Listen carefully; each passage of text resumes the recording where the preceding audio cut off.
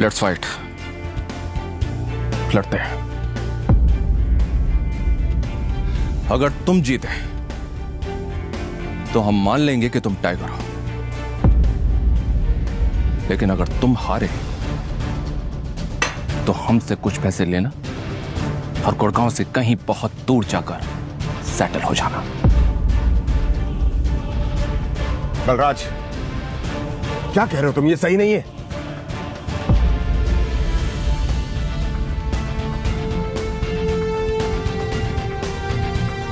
Let's fight. कब करनी है लड़ाई? नहीं टाइगर, होल्ड। देखो, तुम्हें किसी को भी कुछ भी साबित करने की जरूरत नहीं है। That's it. अकरम, मैं जो भी कर रहा हूँ अपनी मर्जी से कर रहा हूँ। आज जो बलराज मेरे मुंह पे बोल रहा है, मैं नहीं चाहता कल को कोई ऐरा गहरा मेरी पीठ पीछे बोला है। अकरम ने अभिनव की आंखों में संजय जैसे तेवर देखे तो उसने एक गहरी सांस ली और सब ऊपर वाले के भरोसे छोड़ दिया।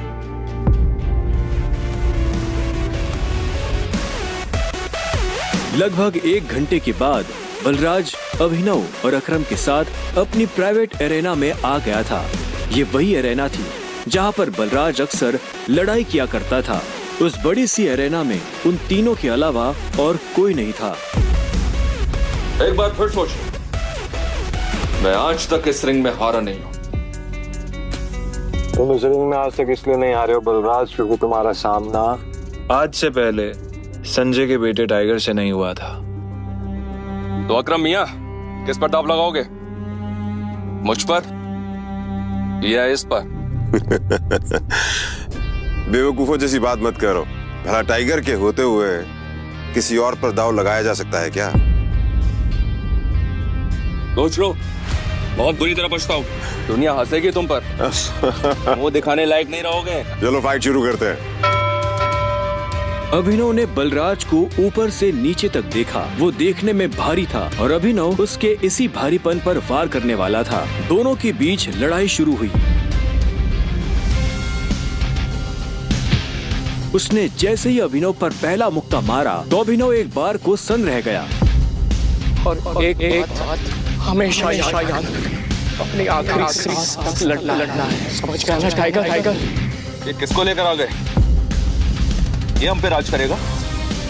हाँ, मैंने कहा था ना कि कोई भी हमारे सर पे आकर बैठ जाएगा और बोलेगा कि मैं टाइगर हूं, और हम मान लेंगे? बिल्कुल नहीं। उसका मुक्का अभिनव की नाक तोड़ता। उससे पहले ही अभिनव को होश आ गया और उसने अपना सर नीचे झुका लिया। बलराज का मुक्का खाली गया और वो पलटकर अभिनव को देखने लगा। अभिनव गंभीर था। उसे याद आ रहा था कि बचपन से ही उसके पिता संजय ने उसे लड़ना सिखाया था। बलराज को इस बार गुस्सा आया। वो फिर से तेजी से अभिनव की तरफ बढ़ा और अभिनव ने झुक करके उसके पैर पर लात मार दी। बलराज अपने आप को संभाल नहीं पाया। अरे बलराज, सरेंडर कर दो। क्यों अपना रिकॉर्ड खराब कर रहे हो? मैं बाहर किसी से नहीं कहूंगा कि तुम टाइगर से हार गए।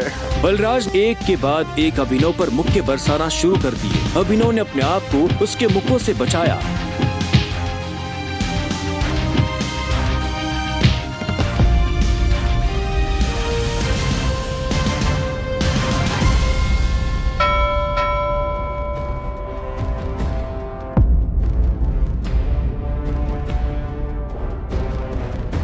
अभिनव ने बलराज को छोड़ा और चुपचाप रिंग के कोने में जाकर खड़ा हो गया। बलराज ने मुश्किल से अपने भारी भरकम शरीर को उठाया और दर्द में कराहते हुए बोला, अकरम, मैं जानता तो बहुत खुश हो गया आज।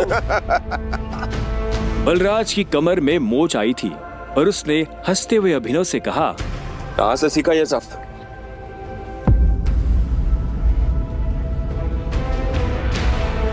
जरा पियोगे मेरे साथ? आज की पार्टी मेरी तरफ से। बलराज, ऐसे नहीं कहते, ऐसे कहते हैं कि टाइगर जी, क्या आप मेरे साथ शराब पिएंगे, पार्टी करेंगे? इस तरह। टाइगर जी, क्या आप आज मेरे साथ शराब पीना पसंद करेंगे, पार्टी करेंगे? हाँ, ओके? राइट। क्यों नहीं?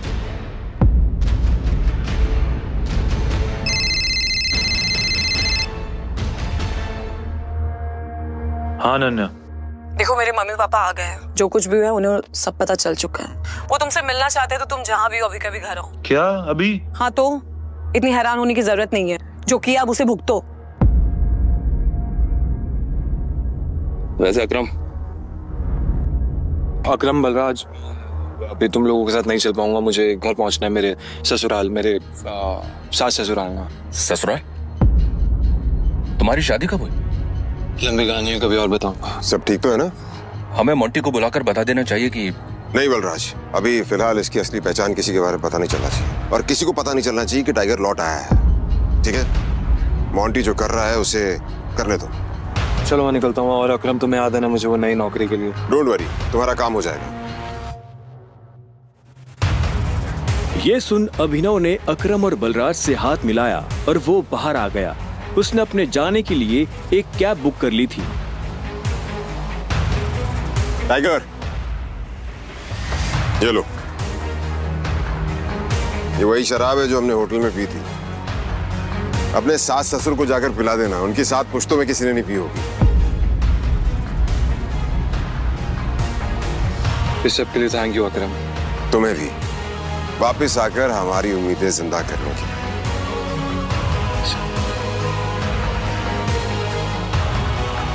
अब आजा कि अंदर रिंग में ही रहेगा। कुछ देर के बाद गाड़ी अनन्या के घर के बाहर आकर रुकी। अभिनव नीचे उतरा और गहरी सांसें लेते हुए घर के अंदर पहुंच गया।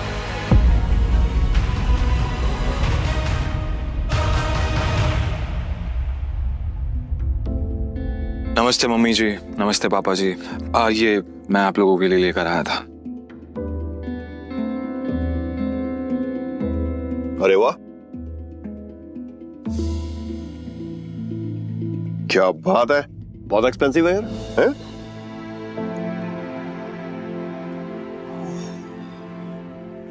क्या खुशबू है, देख। क्या तुम भी? मुझे तो लगता है ये बॉटल्स कहीं से चोरी करके लाया होगा। तुम्हें लगता है इसके जैसा आदमी इतनी महंगी शराब अफोर्ड कर पाएगा? और तुम ये सब क्यों लाए हो यहाँ पे? हमारे बेटे के साथ जबरदस्ती करने के बाद हमें रिश्वत देना चाहते हो तुम?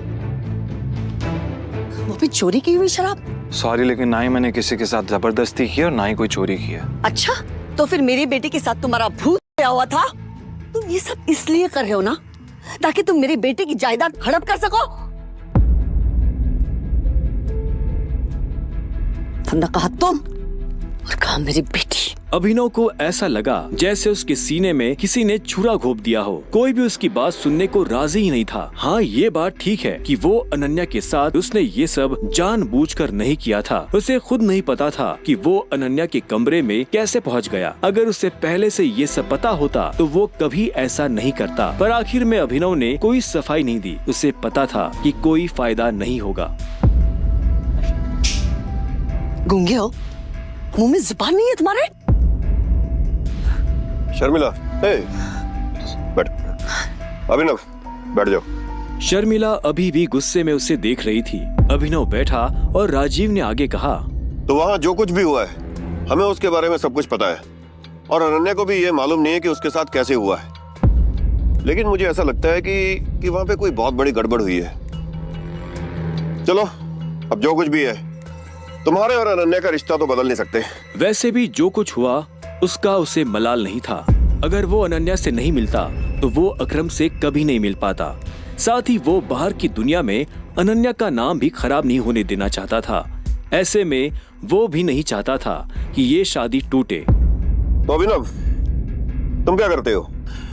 मैं एक डिलीवरी बॉय का काम करता था और आज मुझे नौकरी से निकाल दिया गया। उसके ये शब्द किसी बॉम्ब की तरह उन दोनों पर गिरे। इससे पहले कि शर्मिला कुछ कहती, राजीव ने कहा, अभिनव, तुम्हें जल्द से जल्द नौकरी ढूंढनी पड़ेगी, और वो भी अच्छी वाली। तभी तुम मेरी बेटी के साथ लीगली शादी कर सकते हो। चलो, अब तुम जा सकते हो। अभिनव उठा और बाहर निकलने लगा। इतने में शर्मिला के गुस्से में और एक उबाल आया और वो अभिनव के पीठ पीछे बोली, देखा कितना ढीठ है ये? ओवर कॉन्फिडेंस तो देखो इसका। जेब में 10 रुपए नहीं है और चल ऐसे रहा है जैसे जंगल का टाइगर हो। राजू, तुम्हें लगता है इस जैसे ली कोई नौकरी पे रखेगा? रखेगा नहीं, रखेंगे। मेरे लिए काम की कमी नहीं है। सुना तुमने? राजीव भी अभिनव की बात सुन हैरान हो गया। इतने में अभिनव शर्मिला के पास आया और बोला, अगर मुझे एक अच्छी नौकरी मिल गई तो क्या आप मुझे ये साबित करने का मौका देंगी कि मैं अनन्या से शादी करने के लायक हूँ? सी कॉन्फिडेंस है। अरे भाड़ में जाए ऐसा कॉन्फिडेंस। और तुम, नौकरी का मतलब ये नहीं है कि कल के तुम किसी पार्किंग लॉट में जाके बैठो और लोगों की गाड़ियों की रसीद पढ़ो। मेरा मतलब है नौकरी जैसी नौकरी, असली नौकरी, सही वाली नौकरी। और अगर कल तक तुम्हें ऐसी नौकरी मिल जाती है ना, तो तुमने जो कुछ भी अभी कहा उसके बारे में एक बार सोच सकती हो। शर्मिला से ये सुनते ही अभिनव के चेहरे पर बड़ी सी मुस्कान आ गई। शर्मिला को नहीं पता था कि अभिनव कौन है और उसके पीछे किसका हाथ है। उसने मुस्कुराते हुए हाँ में सिर हिलाया और घर के अंदर जाने लगा। रात बहुत हो चुकी थी और उसे पता था कि इस वक्त वो अपने घर नहीं जा सकता था। उसने सोचा था कि वो अनन्या के कमरे में जाकर सो जाएगा। वैसे भी अब दोनों पति पत्नी थे। ऐसे में अभिनव जैसे तैसे उस बड़े से घर में अनन्या के कमरे के बाहर पहुंच चुका था। क्या है? रात बहुत हो गई, मैं अपने घर नहीं जा सकता, मुझे सोने के लिए जगह चाहिए। तो क्या, तुमने मुझे अपने मम्मी पापा से मिलने के लिए बुलाया था ना, तो तुम ही जगह दो सोने की। हेलो, तुम्हें क्या लगता है मैं फिर से तुम्हें अपने कमरे में आने दूंगी? तो मैं और कहाँ जाऊंगा? मुझे नहीं पता, जो करना करो, बट पैर वरना मैं तोड़ दूंगी। अभिनव पहले तो नहीं डरा, पर जब दरवाजा उसके पैर को छूने ही वाला था कि उसने अपना पैर पीछे खींच लिया। अनन्या ने दरवाजा बंद किया और दूसरी तरफ से चिल्लाते हुए बोली, नौकरों की जगह ना मालिकों के कमरों में नहीं, घरों के स्टोर रूम्स में होती है। ये सुनते ही अभिनव को बुरा लगा, पर वो कर भी क्या सकता था। उसने बस बंद दरवाजे को देखा और हताशा से अपना सिर हिलाने लगा। अब आगे क्या होने वाला था, कहाँ सोने वाला था अभिनव, और क्या उसे इस घर में कभी इज्जत मिल पाएगी, और क्या होगा जब अनन्या के घर वालों को अभिनव की असली पहचान के बारे में पता चलेगा। आगे की कहानी जानने के लिए देखें अगला एपिसोड सिर्फ पॉकेट FM के YouTube चैनल पर, और द रिटर्न ऑफ टाइगर के सारे एपिसोड्स को सुनने के लिए डिस्क्रिप्शन में दी लिंक से डाउनलोड करें पॉकेट FM ऐप।